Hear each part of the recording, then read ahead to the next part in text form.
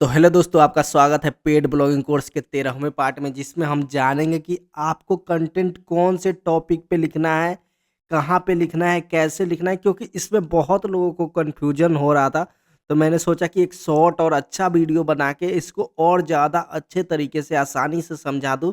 तो चलिए आज के इस वीडियो को शुरू करते हैं। देखिए, मेरे इस ट्रेनिंग और कोर्स का कोई भी बेनिफिट नहीं होगा जब तक आप इसको सही तरीके से इम्प्लीमेंट नहीं करोगे, एक्शन नहीं लोगे। तो मैं कितना भी अच्छा ट्रेनिंग प्रोवाइड कर दूँ, कितना भी अच्छे तरीके से आपको स्टेप बता दूँ, उसका कोई भी फ़ायदा आपको नहीं होने वाला है। फ़ायदा कब होगा? जब आप बिल्कुल थोड़ा बहुत भी स्टेप लोगे।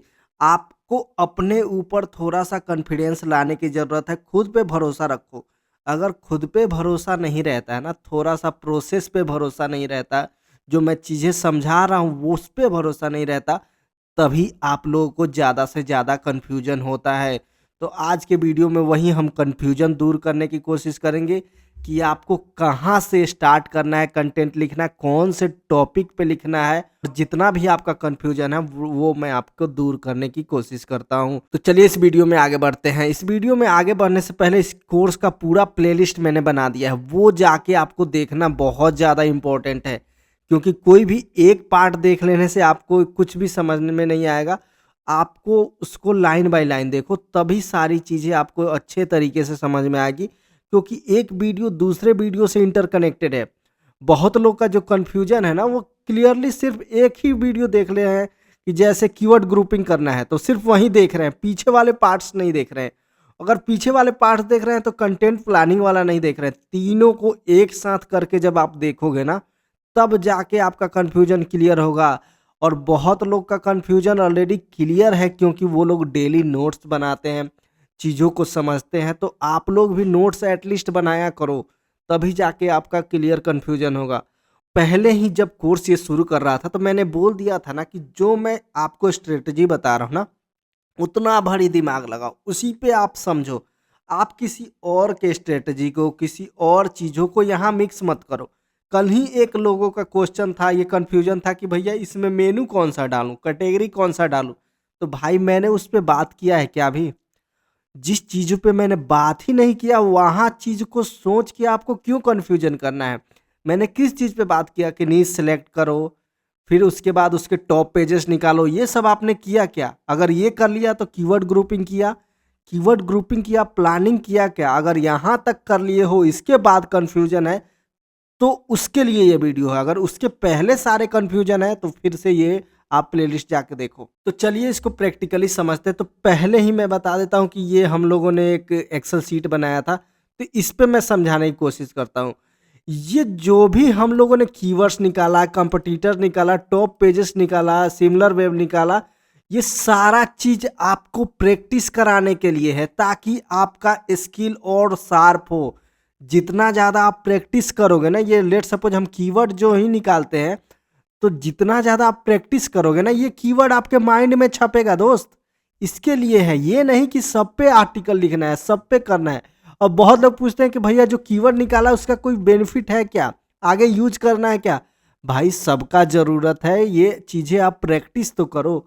आपको हार्ड वर्क से भागना नहीं है। जो कुछ ही लोग हैं जो इनको ज़्यादा मतलब कन्फ्यूजन हो रहा है, उनके लिए है कि थोड़ा-सा आप इस पे फ़ोकस करो। उसके बाद हम लोगों ने क्या किया था, कीवर्ड को ग्रुप करना शुरू किया था इन कीवर्ड्स के बेस पे। कि ग्रुपिंग में क्या किया था कि जो एक सिमिलर कीवर्ड है, जिसका एक आर्टिकल बन सकता है, उसको ग्रुप किया था। ताकि ग्रुप किस लिए किया? कीवर्ड पहले लेट्स सपोज एक कीवर्ड है, ठीक है? पहले समझो कि हमारे पास 100 प्लस से ज़्यादा कीवर्ड है, 200, 300, 400 कीवर्ड्स हैं। लेकिन उसमें से हमें फाइंड तो करना पड़ेगा ना भाई कि कौन से चीज़ों पे काम करना है। लेट सपोज एक मिठाई की दुकान है, वहाँ पे किस्म किस्म के मिठाई है, स्वीट्स हैं, रसगुल्ला वगैरह जितने सारे हैं सब, और सारे एक जगह मिक्स है, सब एक जगह मिक्स है, ठीक है? लेकिन अगर हमें लेट सपोज एक डब्बा बनाना है रसगुल्ले का, तो वो रसगुल्ला अलग अलग उसमें से निकालना पड़ेगा ना दोस्त। वैसे ही बर्फी का एक डब्बा बनाना पड़ेगा, तो वो बर्फी निकालना पड़ेगा ना। तो उसी को हमने ग्रुप किया था कि ये मान लो रसगुल्ला का ग्रुप है, जैसे यूजर वाला ये है रसगुल्ला का, ये समझ लो बर्फी का, ये समझ लो ऐसे ही आगे जितने भी स्वीट्स होते हैं। तो वैसे मिक्स में से हम लोगों ने ये निकाला, एक जगह उसको ग्रुप कर दिया, ठीक है? उसके बाद अब हम इसको प्लान करेंगे। लेट सपोज जो हमारा बॉक्स बन गया ना, तो उसको हम प्लान करेंगे कि इसको डिलीवर कैसे करना है, मतलब किसको देना है, किसको बेचना है, किसको खाना है, ये सारी चीज़ें हम लोग करेंगे। तो प्लानिंग हम इसलिए करते हैं ना, ताकि हम आर्टिकल लिख सकें और समझ सकें कि इसका टाइटल्स क्या रखेंगे। अगर हमारे पास कोई राइटर है तो ये चीज़ मैं किसको दूंगा, किसको मैं असाइन करूँगा इस पे लिखने के लिए। तो इसीलिए ये सारा प्रोसेस बहुत ही ज़्यादा इम्पोर्टेंट है। तो ये सब आप लोग थोड़ा दिमाग लगा के देखा करो। जो भी मैं समझाता हूँ ना, उसको किसी चीज़ से रिलेट करो। लाइक कैसे मैंने मिठाई से रिलेट किया, वैसे आप किसी चीज़ से दूसरे चीज़ से रिलेट करो, ताकि आपके माइंड में एक पिक्चर बने, जिससे कि वो सारी चीज़ें हमेशा याद रहेगी। पिक्चर से ही आप चीज़ों को याद कर सकते हो। रट के आप कोई भी चीज़ें याद नहीं कर सकते हो। तो पिक्चर से आप रिप्रेजेंट करने की कोशिश करो। इसीलिए मैं हर वीडियो में एग्जाम्पल दे के समझाता हूँ। रियल लाइफ के कुछ चीज़ों से, बेसिक चीज़ों से रिलेट करने की कोशिश करता हूँ, ताकि आपका माइंड और अच्छे से ओपन हो और ये चीज़ें आपके माइंड में हमेशा के लिए फिट बैठ जाए। तो अब देखो, मेन इश्यू ये था कि कौन सा आर्टिकल लिखना है। बहुत लोग बोलते हैं ये सिमिलर वेब का क्या करना है, ग्रुपिंग का क्या करना है, कंटेंट प्लानिंग का क्या करना है। भाई जो हमने ग्रुपिंग किया था ना, उसी के बेस पे हमने यहाँ पे कंटेंट प्लानिंग किया। तो हमारा जो आर्टिकल लिखाना होगा ना, ये कंटेंट प्लानिंग में से ही लिखना है। और बहुत लोग बोलेंगे कि कौन सा पहले लिखूं। आप पहले से ही शुरू कर दो, शुरू से ही शुरू कर दो। जो भी आप ग्रुप कर रहे हो ना, तो पहले से ही एक आर्टिकल लिखना शुरू कर दो, फिर दूसरा लिखो, तीसरा लिखो। ऐसे करके सब पे आर्टिकल लिखना शुरू करो। जब तक आप एक्शन नहीं लोगे, आपका कुछ नहीं होगा। हमने जितना भी यहाँ प्रैक्टिस किया ना, ये प्रैक्टिस कब काम आएगा, जब हम इसके लिए कुछ करेंगे। तो आप जो भी हम कंटेंट प्लानिंग कर रहे हैं, उस पे मेहनत करके आर्टिकल लिखना शुरू करो। खुद शुरू करोगे तो आपको चीज़ें समझ में आएगी कि हाँ, कहाँ गलती हो रहा था, मैंने क्या गलत किया है और इसको कैसे इम्प्रूव करूँगा। उसके बाद जैसे आर्टिकल लिखने में बहुत लोगों को दिक्कत होता है, पूरा ए टू जेड ही दिक्कत होता है। और बहुत लोग का जो नए हैं उनका कमेंट आ रहा है, भैया इंग्लिश में आर्टिकल लिखने में दिक्कत हो रहा है, तो उसके लिए एक वीडियो बना दो। ऑलरेडी दोस्त वीडियो है मेरे चैनल पे, जिसका नाम है content writing master class. Live section में जाओगे तो 2 घंटे का वीडियो है। लाइव मैंने खुद से लाइव करके मैंने खुद से लिख के दिखाया है। यूट्यूब पे आज तक वैसे किसी ने नहीं किया है। यूट्यूब पे लोग आते हैं, क्या करते हैं, पहले से लिख के रखे रहते हैं और उसको समझाते हैं। मैंने अपने से कीबोर्ड पे टाइप करके आपको समझा के वो सारी चीज़ें बताई है। तो लोग अब 2 घंटे का वीडियो है, देखना तो चाहेंगे नहीं, क्योंकि प्रॉब्लम होता है भाई देखने में, क्योंकि यहाँ पे तो सीखना पड़ेगा।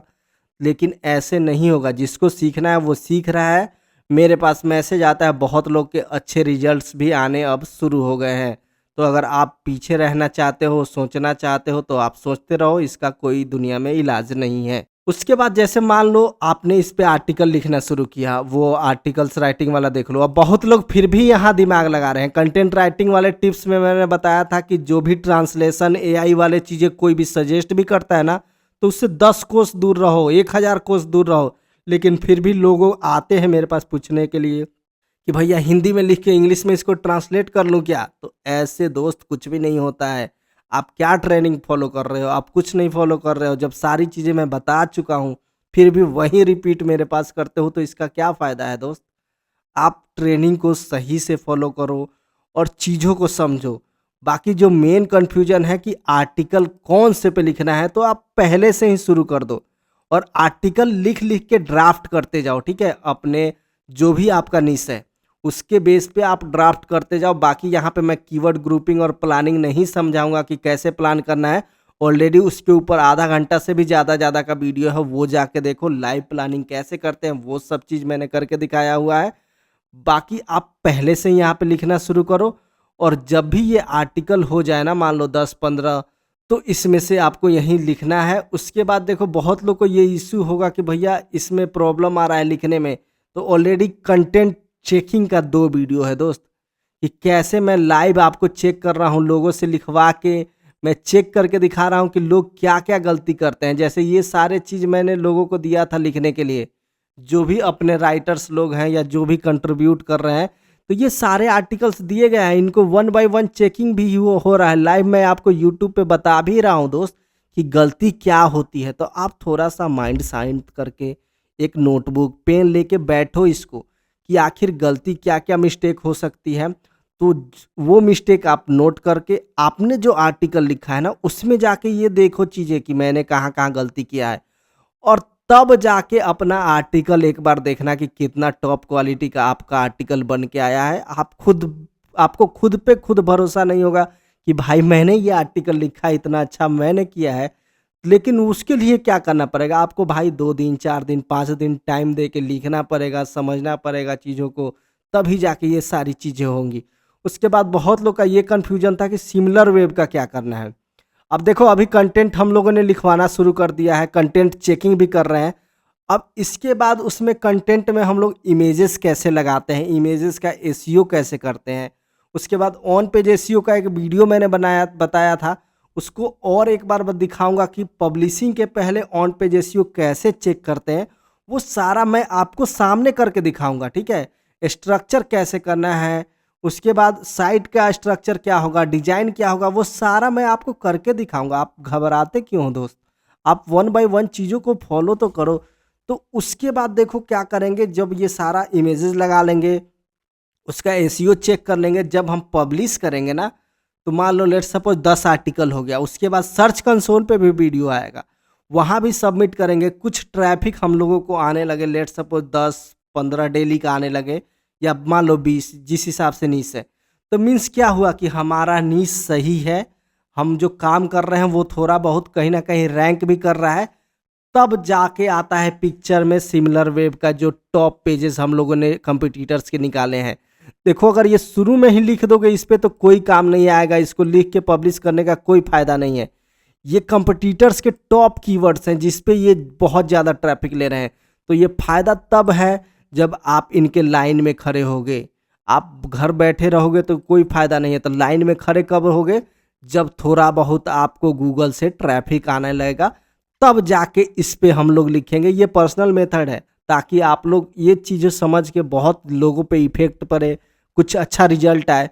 तो देखो मान लो 10 आपको ट्रैफ़िक आ रहा है ना, जब आप इस टॉप कीवर्ड्स पे लिखना शुरू करोगे जिन पे इनको ट्रैफ़िक आ रहा है, तब गूगल इसको भी रैंक करेगा। आप ये प्रैक्टिस करके देख लेना दोस्त। अगर आपके पास ऑलरेडी ब्लॉग है ना और थोड़ा बहुत आपके पास ट्रैफ़िक आ रहा है, तो सिमिलर वेब से कंपटीटर के टॉप कीवर्ड्स निकालो। टॉप कीवर्ड्स वाले वीडियो में आप जाके कंपटीटर एनालिसिस वाले में देख लो, उस हिसाब से निकालो और एक पोस्ट उस पे लिखो। अगर आपके पास 15 दिन के अंदर ट्रैफ़िक नहीं आएगा ना, तो फिर बताना मेरे से, ठीक है? और अगर आपके पास ब्लॉग नहीं है, तो मैं जैसे बोल रहा हूँ, आप ट्रेनिंग फॉलो करके ब्लॉग बना लो, कंटेंट लिखो, कुछ ट्रैफ़िक आने लगे, तब ये सिमिलर वेब वाले टॉप कीवर्ड्स पे हम लोग आर्टिकल को पब्लिश आपको करके मैं दिखाऊँगा कोर्स में। तब सामने आप देखना कि क्या इससे रिजल्ट आ रहा है, ठीक है? तो यही मेन कन्फ्यूजन था जिसको दूर करना था मेरे को कि कहाँ से आर्टिकल लिखना है, कौन सा लिखना है। बाकी आपको अब दिमाग नहीं लगाना है दोस्त, ठीक है? बहुत लोग जो दिमाग लगाते हैं कि कैटेगरी कौन-सा होगा, दिस कौन-सा होगा, डैट कैसे होगा, एसईओ स्कोर कितना होगा, उसके बाद हिंदी से इंग्लिश ट्रांसलेशन कर सकते हैं कि नहीं। दोस्त मैं सब चीज़ बता चुका हूँ और जो मैं बता रहा हूँ उसी पे ध्यान दो। जो चीज़ें मैंने अभी कवर ही नहीं किया है वो सब पे कन्फ्यूजन मत हो और अपना एक्शन लो और आगे काम करते रहो। बाकी ये जो प्लेलिस्ट है ना, इसको अपने ब्लॉगर वाले दोस्तों के साथ शेयर करना है, ठीक है? और अभी तक इस चैनल पे वो सब्सक्राइब नहीं किया तो सब्सक्राइब कर सकते हो और नीचे कमेंट करके बता सकते हो कि ट्रेनिंग कैसा लग रहा है और आप कुछ एक्शन ले रहे हो कि नहीं, ये भी नीचे कमेंट करके बताओ कि भैया मैं एक्शन ले रहा हूँ, आगे काम कर रहा हूँ। बाकी आज के वीडियो को देखने के लिए बहुत बहुत धन्यवाद। Thank you so much.